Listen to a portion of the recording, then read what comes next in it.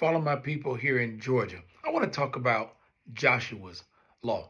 Some of you may be familiar with it. If you have a teen driver, you know there are certain requirements that your teen driver has to meet before they can get that Class D driver's license.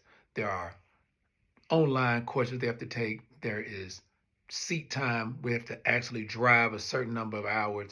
And then once they get their driver's license, there are restrictions that are put in place to save their lives and to keep them safe. There's one part of the Joshua's Law, though, that I think needs to be challenged, and that is the portion of the law that prevents a teen at 16 years old from having other teens ride with them in the car for the first 6 months that they have their driver's license. Now, I understand the law, and I do get that when multiple young people are in a car together, there's likely a chance for those students to make bad decisions trying to impress one another. However, we've seen a lot of talk here in Georgia recently with the death of Laken Riley.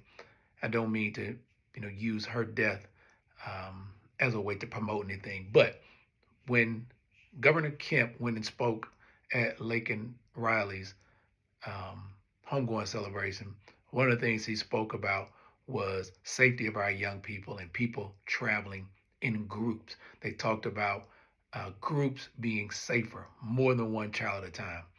Well, I say this, when we have a 16-year-old, and in my case, a daughter driving a vehicle alone because no one can ride with her until she's been driving 6 months, how can she be in a group when she reaches her destination if she had to go alone?